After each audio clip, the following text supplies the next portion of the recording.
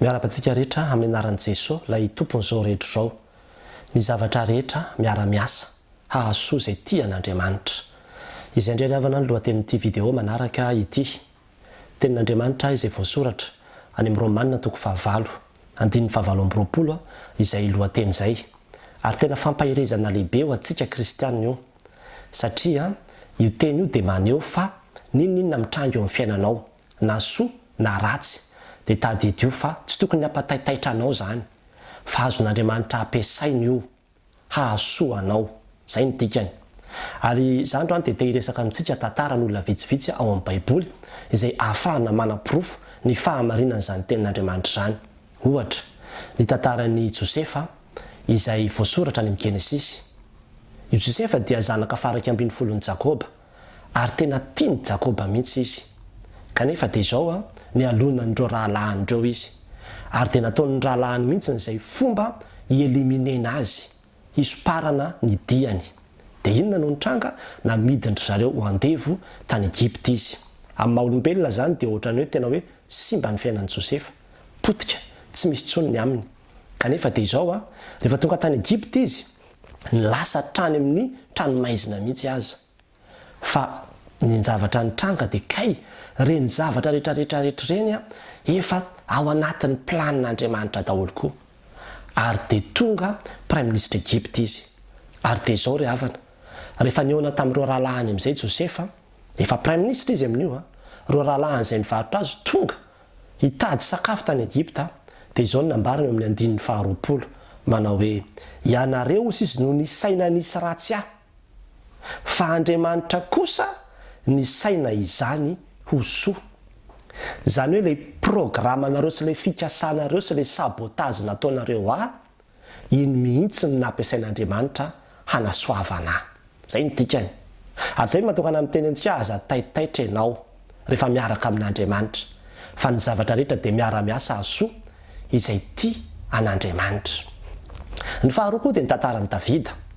Davida koa dia tratra ny fialonana io, satria ny olona moa rehefa velom-pialonana dia mahavita zavatra tsy azony saina eritreretina mihitsy. Saoly indray no nialina azy, ary Saoly dia mpanjakan'ny Israely mihitsy. Nanao Salamo ny Davida tamin'ny fomba rehetrarehetra mihitsy izy mba hamonona ny ainy Davida. Ary dia niteny mihitsy ny Davida any amin'ny Salamo 7:50, andininy 9 manao hoe: efa namela-pandrika harato, haningotra ny diako izy, ary nampitanondrika ny fanahiko. Niady lavaka teo any loko izy, kanjo, ny tenany ihany no latsaka ao anatiny. Zany hoe i Saoly dia anisany tena hoe niezaka mihitsy hamotika ny fiainan'i Davida, fa tsy nisy nahasakana izay programan'Andriamanitra eo amin'ny fiainan'i Davida. Ary zany nambarany hozy izy manao hoe: hitaraina amin'Andriamanitra avo indrindra aho, dia amin'Andriamanitra izay mahatanteraka ho ahy. Zany hoe ilay Andriamanitra izay mahatanteraka ny anjara efa voafaritra ho ahy. Tsisy mahasakana ry havana. Mety misy tokoa ny sakatsakana izay ataon'ny olona dia ohatrany hoe mahomby ilay izy, fa aza taitra ianao.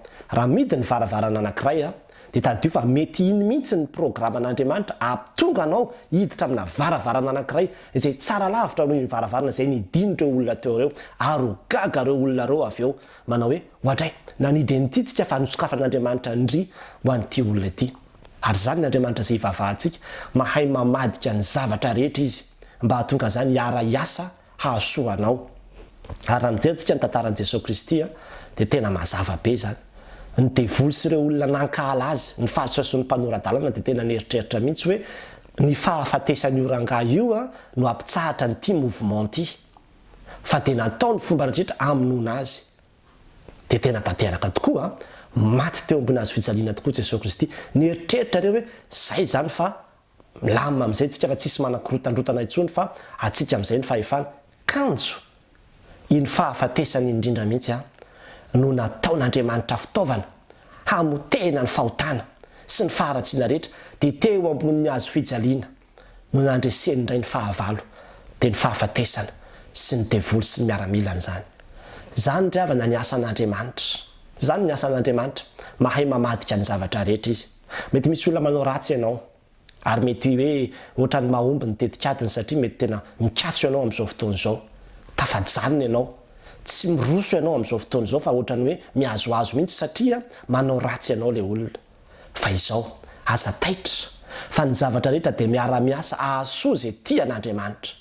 Ain'Andriamanitra atao no manova ny toe-javatra io ary io le zavatra ratsy nataony olona io mihitsy aza no tena programan'Andriamanitra fa ho hitanao any aoriana any ny amin'ny hoe soa ihany fa nidiny ny varavarana iny fa kay nisy varavarana tsara izay nomen'Andriamanitra.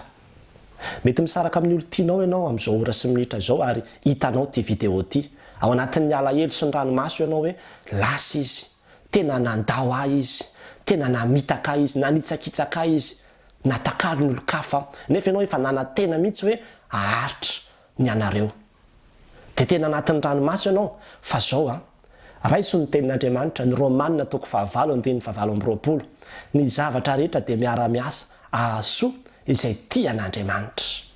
Izy nandao anao fa ay iny mihitsy kay no lalana nitondrahan'Andriamanitra anao ho amin'ilay olona zay tena anjara tsara efa voalamin'Andriamanitra ho anao.